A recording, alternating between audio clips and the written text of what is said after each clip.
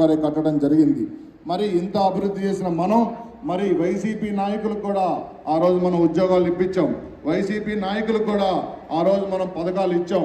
YCP నాయకులకు కూడా ఆ రోజు మనం పనులు చేసి పెట్టారు మన నాయకుడు ఎర్రపతినేని శ్రీనివాసరావు గారు. ఎందుకంటే వాళ్ళల్లో కూడా వైసీపీలో కూడా పేద కుటుంబాలు ఉన్నాయన్న ఉద్దేశంతో ఆ రోజు మనం పనులు చేయడం జరిగింది. ఒక మానవతా దృక్పథంతో ఆ రోజు మనం పనులు చేశాం.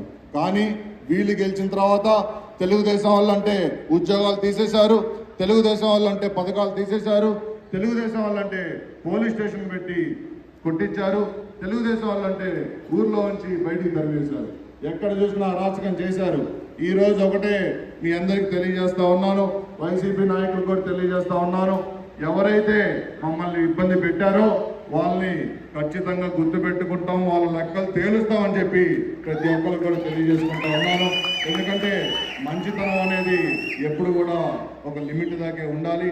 మనం ఇబ్బంది పెట్టనప్పుడు 2014 నుంచి 19 దాకా కానీ ఇంతకుముందు తెలుగుదేశం ప్రభుత్వంలో కానీ ఎక్కడ కూడా ఒక్క వైసీపీ నాయకుడు కూడా ఈ రాష్ట్రంలో కానీ గురజాల నియోజకవర్గంలో కానీ చనిపోలేదు.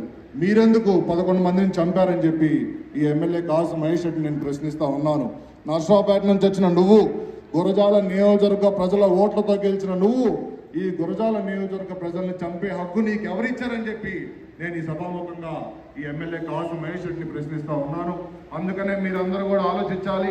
ఎవరైతే ఈ గురజాల నియోజకవర్గ వాసులందరూ ఇక్కడ హైదరాబాద్లో ఉంటున్నారో ప్రతి ఒక్కరి కోసం ఇదేదో ఎన్నికలు ఎర్రపతినేని శ్రీనివాస గారి కోసమో లేదా చంద్రబాబు నాయుడు గారి కోసమో లేదా పవన్ కళ్యాణ్ గారి కోసమో కాదు, మన రాష్ట్ర భవిష్యత్తు కోసం, మన భవిష్యత్తు కోసం, మన ఆస్తుల రక్షణ కోసం, మన రాష్ట్ర రాజధాని కోసం అని చెప్పి మీ అందరికీ తెలియజేస్తా ఉన్నాను. ప్రతి ఒక్కళ్ళు కూడా ఈ ఎన్నికల్లో బాధ్యత తీసుకోవాలి. ఈ ఎన్నికలు గురజాల నియోజకవర్గంలో గురజాల ఆత్మ గౌరవానికి, ఈ కాసు మహేష్ రెడ్డి అహంకారానికి మధ్య జరిగే ఎన్నికలని చెప్పి మీ అందరికీ తెలియజేసుకుంటా ఉన్నాను. మన గురజాల నియోజకవర్గంలో గత 30 ఏళ్ళుగా గెలిచినా ఓడినా మన మధ్య ఉంటూ మనకు అండగా ఉన్న వ్యక్తి ఎర్రపతినేని శ్రీనివాసరావు గారిని రేపు గెలిపించుకోవాల్సిన అవసరం మనందరిపైన ఉంది. మన ఊరిని మనమే కాపాడుకోవాల్సిన అవసరం ఉంది. ఇందాకే మీరందరూ కూడా వీడియోలు చూశారు, 2 వీడియోలు. మనం చేసిన అభివృద్ధి ఈ 4.5 ఏళ్ళలో వైసీపీ నాయకులు కనీసం ఒక తట్టడి మట్టి కూడా పోయలేదు. మరి ఈ వ్యక్తి కాసు మహేష్ రెడ్డి చెప్తా ఉన్నాడు, ఏదైతే మేము మెడికల్ కాలేజ్ ప్రారంభించామని చెప్తా ఉన్నారు.